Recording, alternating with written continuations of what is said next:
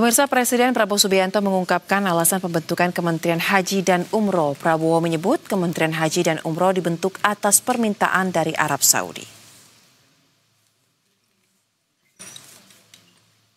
Hal itu diungkapkan oleh Presiden Prabowo saat memberikan pengantar dalam sidang Kabinet Paripurna di Istana Negara pada Senin 20 Oktober lalu. Prabowo mengaku sejatinya pemerintah mengajukan Kepala Badan Penyelenggara Haji dan Umroh untuk mewakili urusan haji. Namun Arab Saudi menginginkan agar urusan haji dilakukan oleh pejabat setingkat menteri bukan kepala badan.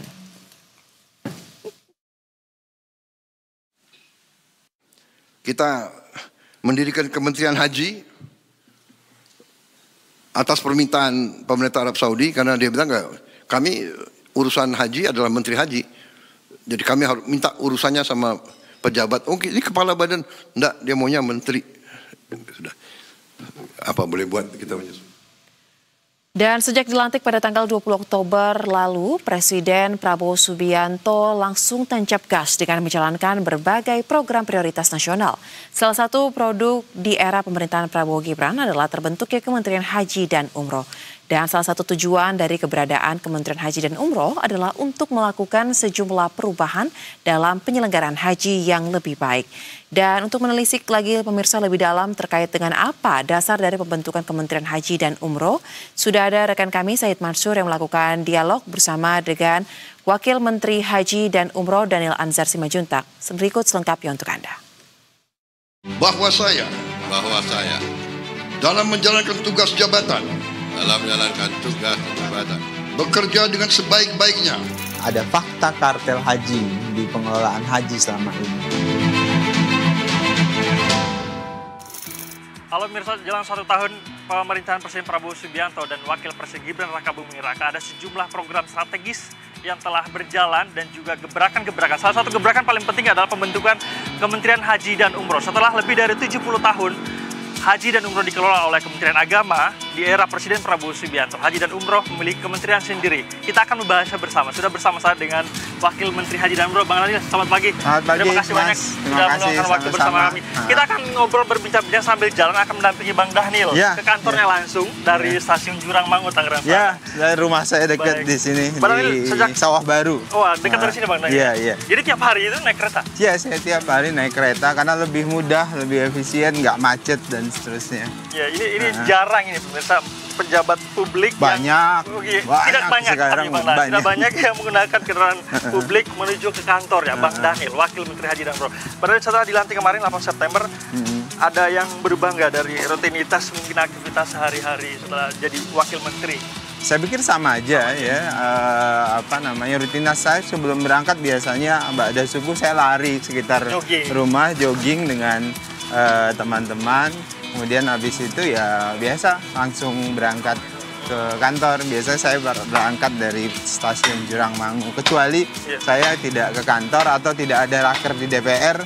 Biasanya karena nggak bisa dijangkau oleh kereta, saya menggunakan moda transportasi yang lain. Tapi keseharian lebih sering menggunakan kalau ke kantor, ke DPR misalnya ada raker, saya pakai KRL atau tempat yang memang bisa dijangkau menggunakan kereta. Karena kereta paling tepat waktu, moda transportasi yang tepat waktu itu ya kereta, efisiensi waktu, nggak macet lagi. Jadi masalah kemudahan aja sih sebenarnya. Baik, pemirsa, kita akan membahas lebih jauh lagi mengenai Kementerian Haji dan Umroh nanti setelah tiba di kantor Pak Daniel di Kementerian Bang Haji. Daniel aja. Dan Bang Daniel aja, Bang Daniel. Ikuti terus pemirsa.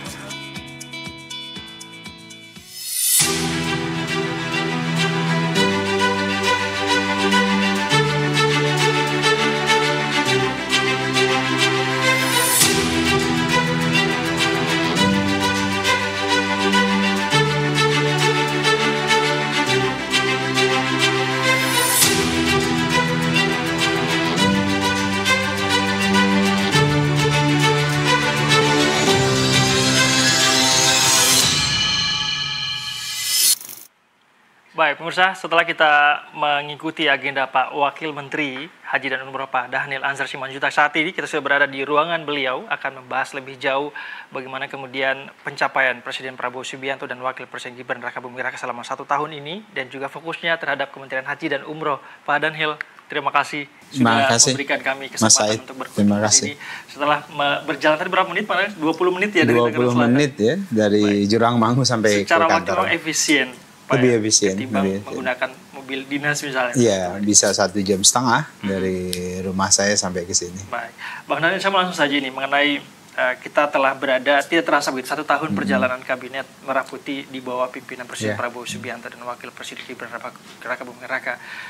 Sebagai anggota kabinet Merah Putih, program apa yang menjadi prioritas atau yang mungkin telah dicapai dalam 1 tahun berjalan ini, Bang Dhanil? Secara umum memang concern Pak Prabowo itu terhadap masa depan anak Indonesia ya, dalam arti misalnya pendidikan anak-anak Indonesia, kemudian gizi anak-anak Indonesia, kemudian tentu adalah sumber daya alam yang tetap terjaga.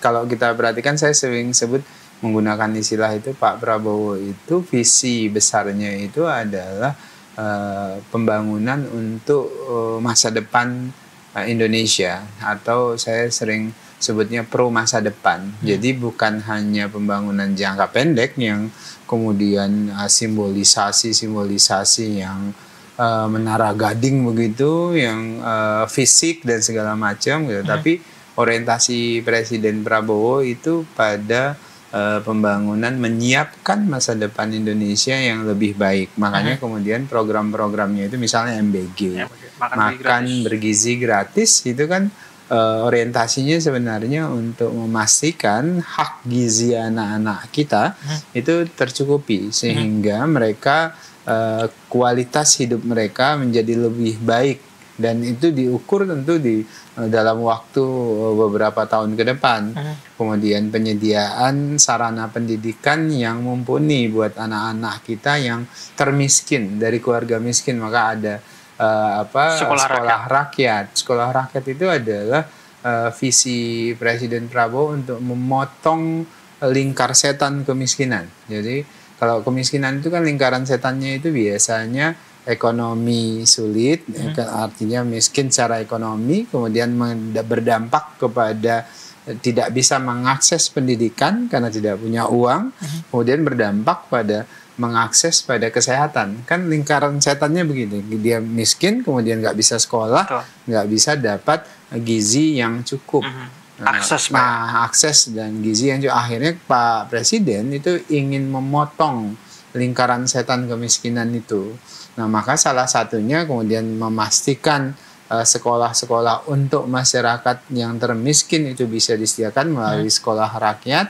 Kemudian nanti ada sekolah Garuda, kemudian menyediakan gizi yang cukup buat mereka, sehingga mereka dapat gizi yang cukup di masa yang akan datang. Kemudian menyediakan pemeriksaan kesehatan gratis bagi orang-orang yang miskin, bagi seluruh rakyat Indonesia. Nah, itu orientasi pertama. Kemudian kedua, kalau kita perhatikan, Pak Presiden itu ingin memastikan hak-hak publik itu, hak-hak rakyat Indonesia, hak-hak negara itu terjaga. Maka salah satu orientasi Pak Prabowo adalah pemberantasan korupsi.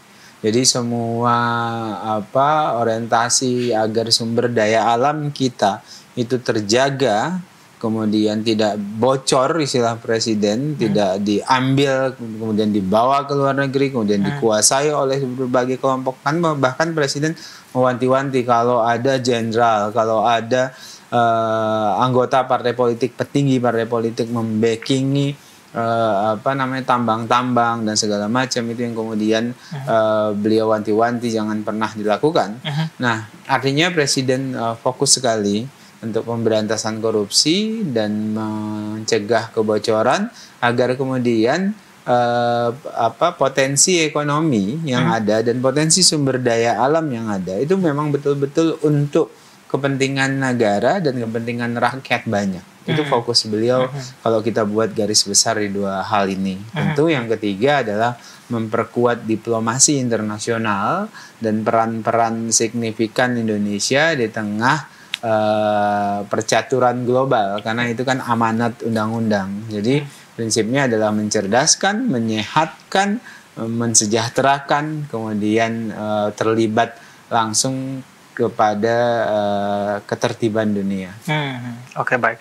Berbicara soal terobosan, Pak Daniel, salah satu terobosan yang paling penting di era Presiden Prabowo Subianto adalah membentuk Kementerian Haji dan Umroh. Setelah puluhan tahun Haji dan Umroh dikelola oleh Kementerian Agama, ini adalah pertama kalinya dikelola oleh Kementerian sendiri, Haji dan Umroh. Apa sebenarnya yang melatar belakang pembentukan kementerian ini? Sebenarnya Mas Said, kalau dilihat sejarah Pak Prabowo masuk politik, kemudian berkhidmat di politik, itu sejak 2 dekade yang lalu, sejak 20 tahun yang lalu, itu visi untuk mendirikan Kementerian Haji itu selalu muncul ketika Pak Prabowo bicara pengelolaan kehidupan keberagamaan, terutama terkait dengan umat Islam dan toleransi.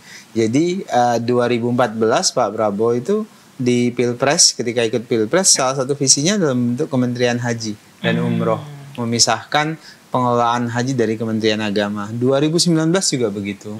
Jadi ada Kementerian Haji dan Umroh kalau Pak Prabowo menjadi presiden. Tapi kan 2014-2019 Pak Prabowo belum dapat, kami belum dapat amanah lah dari rakyat. Kemudian baru 2024 visinya sama, waktu itu walaupun namanya berbeda, waktu itu namanya Kementerian Haji dan Wakaf.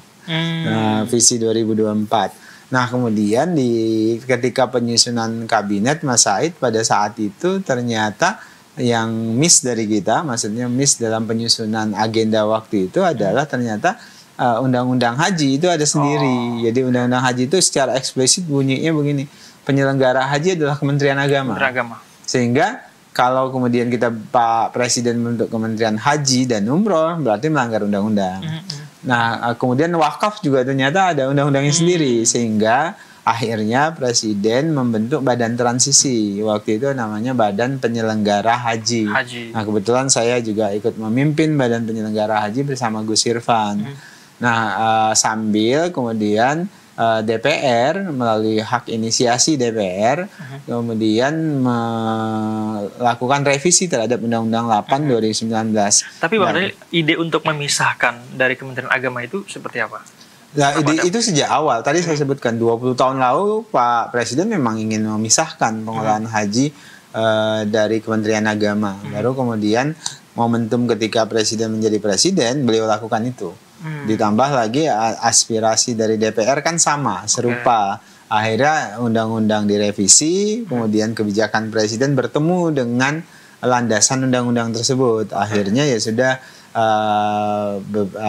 bulan lalu disahkan rancangan undang-undang haji dan umroh perubahan ketiga, sehingga Pak Presiden diamanahkan untuk membentuk Kementerian Haji dan Umroh. Dan sekarang hari ini sedang dalam proses administrasi, peralihan aset, peralihan SDM dan segala macam. Makanya ketika Mas Said datang ke kantor ini tulisannya masih banyak Badan Penyelenggara Haji dan Umroh. Tadi Bang Daniel, saya bertanya mengenai gagasan kenapa kemudian dipindahkan dari Kementerian Agama menjadi kementerian tersendiri. Itu apa yang ada dua alasan kenapa Presiden menganggap itu penting pemisahan antara Kementerian Agama dan Kementerian Haji. Pertama ada alasan pragmatisnya, kemudian dua ada alasan historisnya. Alasan pragmatisnya adalah kalau Mas Said lihat visi besar dari Presiden Prabowo itu ingin melakukan spesialisasi terhadap semua sektor yang memiliki skala ekonomi besar.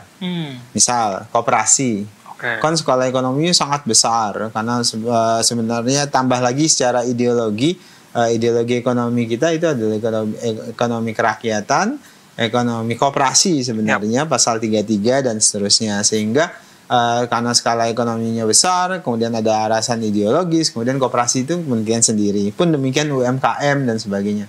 Pun demikian dengan haji.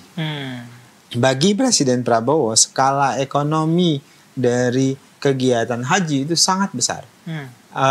data Kementerian Investasi misalnya menyebutkan potensi ekonomi dan jumlah uang yang berputar di sekitar kegiatan perhajian itu bisa sampai 40 sampai 60 triliun per tahun. Dengan jumlah jamaah menurut data Kementerian Agama itu 1,6 juta orang umroh. Dan untuk haji 200.000 orang. Tapi menurut data pemerintah Arab Saudi itu 2,5 juta orang. Jamaah haji 200, berarti sekitar lebih dari 2,7 juta orang setiap tahun itu berangkat ke Saudi Arabia.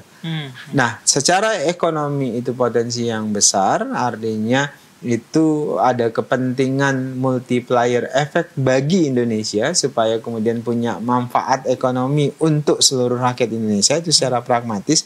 Kemudian kedua, ada jumlah warga negara yang terlibat dalam kegiatan itu dalam jumlah yang sangat besar.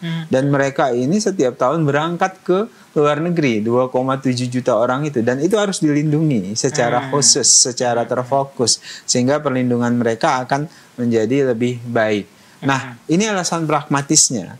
Nah, kemudian alasan pragmatis berikutnya adalah alasan diplomasi. Diplomasi internasional. Mas Said, kita ini adalah negara dengan populasi masyarakat muslim terbesar di dunia. Tapi kemudian dari sisi sistem politik kita menganut demokrasi. Nah, ini bisa menjadi pesan yang kuat bagi dunia luar bahwasannya wajah Islam Indonesia itu adalah wajah Islam yang berbeda. Kenapa? Karena kita menganut demokrasi, bahkan kita menempatkan demokrasi Pancasila sebagai sistem dan landasan kita hidup sebagai bangsa dan negara. Nah, ini ada uniqueness-nya. Wajah Islam Indonesia itu berbeda. Maka sebagai alat diplomasi, Kementerian Haji dan Umroh sebagai alat diplomasi, wajah Islam Indonesia seperti apa, itu jadi penting. Nah, jadi dari sisi pragmatis, ada alasan ekonomi, ada alasan diplomasi internasional bagi Presiden, ada alasan perlindungan warga negara. Alasan kedua itu alasan historis. Bagi Presiden, haji itu bukan hanya terkait dengan ibadah ritual, tapi dia simbolisasi nasional, dia juga simbolisasi kerakyatan, dan simbolisasi perlawanan terhadap kolonialisme. Jadi dulu Mas Said, bapak-bapak bangsa kita di generasi awal itu adalah para haji-haji. Jadi Hos Cokro Aminoto, Haji Omar Said Cokro Aminoto itu berangkat ke Tanah Suci, kemudian pulang ke Indonesia, disematkan gelar haji oleh Belanda. Kan dulu Belanda yang menyematkan gelar haji. Itu justru kemudian nasionalismenya semakin bangkit. Indonesia belum ada pada saat itu, tapi Pak Hos Cokro Aminoto melakukan perlawanan terhadap kolonialisme melalui syarikat Islam pada saat itu. Haji yang Anda lihat gambarnya di belakang, Haji Ahmad Dahlan, Haji Hasyim Hasyari. Beliau ini pulang dari Mekah itu justru kemudian menggelorakan semangat nasionalisme Indonesia. Wajah Islam Indonesia itu menjadi berbeda ketika dibawa oleh dua tokoh para haji-haji ini, Haji Samanhudi, kemudian Haji Agus Salim, banyak para haji-haji ini. Jadi haji-haji itu kenapa dulu diberikan gelar haji? Karena bagi Belanda mereka orang-orang berbahaya, karena mempengaruhi nasionalisme, mempengaruhi perlawanan terhadap kolonialisme dan sebagainya. Nah, semangat haji-haji inilah yang harus kemudian dilestarikan, dipupuk. Jadi Pak Prabowo, Presiden, menginginkan haji itu sebagai salah satu simbol kebangkitan nasionalisme, sebagai simbol kebangkitan rakyat, sebagai simbol kebangkitan pembangunan Indonesia yang lebih maju. Oleh sebab itulah kami tugas di Kementerian Haji itu dibebankan oleh Presiden itu bukan hanya sukses penyelenggaraan hajinya, sukses ritualnya, berangkat, pulangnya begitu, tapi juga harus melakukan pembinaan, pemaknaan nasionalisme. Makanya kemudian kami rumuskan ada namanya Trisukses. Sukses ritual haji, sukses ekonomi, ekosistem ekonomi haji, ketiga sukses peradaban dan keadaban haji. Ini maknanya nasionalisme dan kebangsaan. Jadi ritualnya dari A sampai Z, dari berangkat sampai pulang lagi itu sukses, ekosistem ekonomi hajinya sukses. Jadi bagaimana caranya kegiatan perhajian itu bisa memberikan kesejahteraan, mendorong ekonomi nasional. Makanya Presiden membangun kampung haji dalam waktu dekat di Saudi Arabia. Kemudian sukses peradaban dan keadaban. Bagaimana jamaah haji kita itu akhlaknya lebih baik, kontribusinya terhadap masyarakat lebih tinggi, kemudian nasionalismenya terjaga. Benar, 8 September kemarin Anda dilantik menjadi Wakil Menteri Haji dan Umroh. Tugas pertama yang diberikan oleh Presiden Prabowo Subianto, dan apa kalau kita berbicara skala prioritas yang dikerjakan dalam waktu dekat apa saja, Bang Daniel? Pertama kita ingin pastikan penyelenggaraan haji itu aman dan nyaman, itu dulu. Jadi penyelenggaraan mulai dari berangkat sampai dengan kembali lagi itu aman dan nyaman. Jamaah haji kita mendapatkan hak mereka sesuai dengan apa yang mereka bayar. Nah, oleh sebab itulah fokus Presiden Prabowo berulang kali menyebutkan, saya sudah lapor ke beliau, Pak, ada fakta kartel haji di pengelolaan haji selama ini. Nah, Presiden memerintahkan Anda sapu saja, Anda bereskan. Makanya kemudian fokus kami juga salah satunya melakukan perlawanan terhadap praktek-praktek rente dan korupsi di berhajian. Dan praktek itu nyata dan ada selama ini. Misalnya ya Mas Said, ini kami dalam proses pengadaan hari ini. Pengadaan syarikah di Saudi Arabia.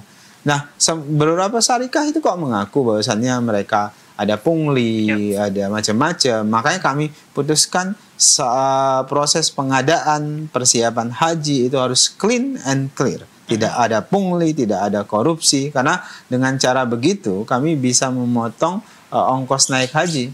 Karena setelah kami telusuri mulai dari proses keberangkatan sampai dengan kembali lagi, mulai dari data, mulai dari pengadaan di dalam negeri, catering dalam negeri, dan macam-macamnya, pengadaan luar negeri, itu pasti selalu ada kebocoran. Dan rata-rata kebocorannya 20 sampai dengan 30%. Anda bayangkan loh, di tempat yang harusnya suci dan mensucikan, itu justru praktek-praktek kotor itu ditunjukkan, dilakukan. Nah, itulah yang membuat Presiden itu sangat miris ke bagaimana mungkin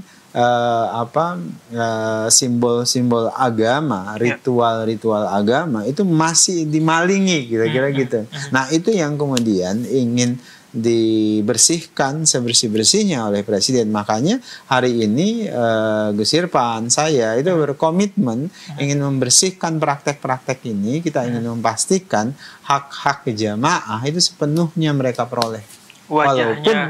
Walaupun nggak mudah, Mas. Karena kami sadar betul ini nggak mudah, karena setiap proses yang panjang dari pelaksanaan haji itu pasti ada miss-nya.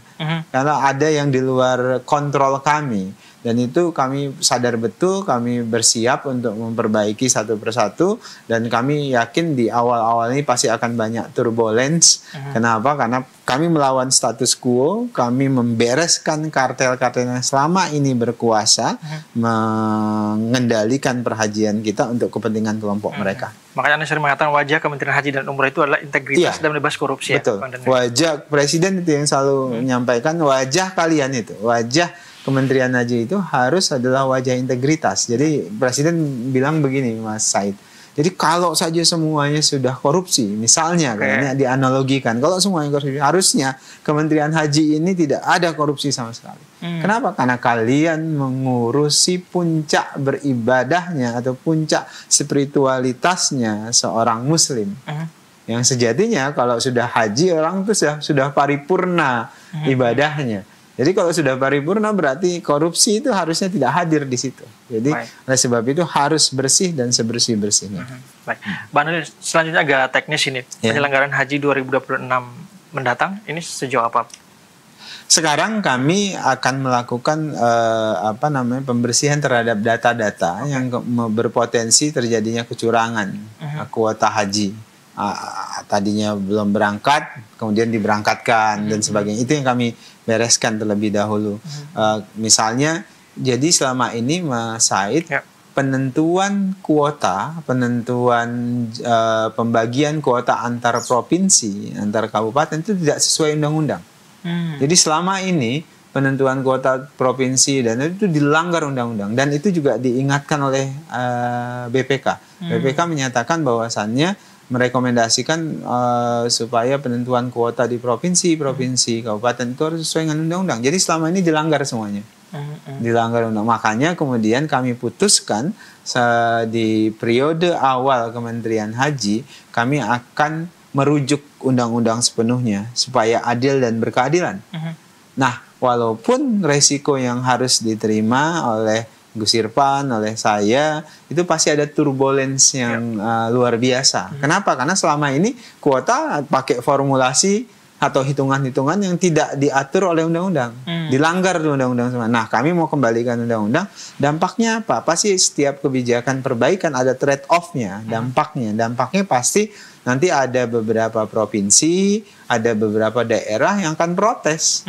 Kenapa bisa jadi kuota mereka berkurang? Misalnya ada juga provinsi yang akan bertambah. Gitu. Kenapa? Karena dulu nggak pakai formulasi yang sesuai dengan undang-undang. Sekarang sudah sesuai undang-undang. Jadi kami akan lakukan itu. Kami akan bahas bersama DPR. Kemarin pas konsultasi terbatas dengan pimpinan, mereka bersepakat kita harus berkomitmen bareng-bareng mengerjakan perhajian Indonesia sesuai dengan rel undang-undang dan sesuai rel syariat, kira-kira begitu. Bagaimana dengan kampung haji? Nah, kampung haji itu Mas Said memang akan dikerjakan oleh BP Danantara. Jadi semuanya sepenuhnya jadi otoritas persiapannya itu ada di Danantara. Apakah kami terlibat? Terlibat. Jadi kami terlibat dalam sebagai user. Ya. Jadi misalnya idealnya bentuk kampung haji itu seperti apa, penyediaan di kampung haji itu seperti apa, kebutuhan jamaah itu seperti apa. Jadi kampung haji itu kita harapkan nanti menjadi pusat peradaban jamaah hajinya Indonesia di Mekah. Di situ ada hotelnya, di situ ada rumah sakitnya, di situ ada kegiatan perdagangannya dan sebagainya. Sehingga Mas Said, cash outflow yang besar, hampir 80% selama ini ke luar negeri itu bisa diminimalisir. Jadi itu yang diinginkan oleh Presiden. Jadi inflow jadi cash inflow juga gitu. Jadi mengurangi cash outflow, kalau tadinya 80 ya sekarang 50 lah, 50% kembali ke Indonesia. Nah, itu yang tadi saya sebut alasan pragmatis pendirian Kementerian Haji dan Umroh. Harapannya dengan ada kampung haji, ini berarti akan meningkatkan pelayanan haji juga di sana. Betul. Jadi karena kita tidak membutuhkan banyak hotel, tapi dikumpulkan dalam satu hotel yang disebut dengan perkampungan. Dan walaupun itu kan tidak mudah ya, maksud saya tidak mudah itu adalah ini proses negosiasi sedang dilakukan oleh Danantara. Kami hanya berharap bisa dilakukan secepat mungkin. Baik, kita harapkan semua lancar Bang Daniel ya. Amin. Bang Onai, terima kasih banyak sudah. Terima kasih Mas Said. Terima kasih. Terima kasih pemirsa, itu tadi perbincangan kita. Ada banyak sekali informasi dari Wakil Menteri Haji dan Umroh Daniel Anzar.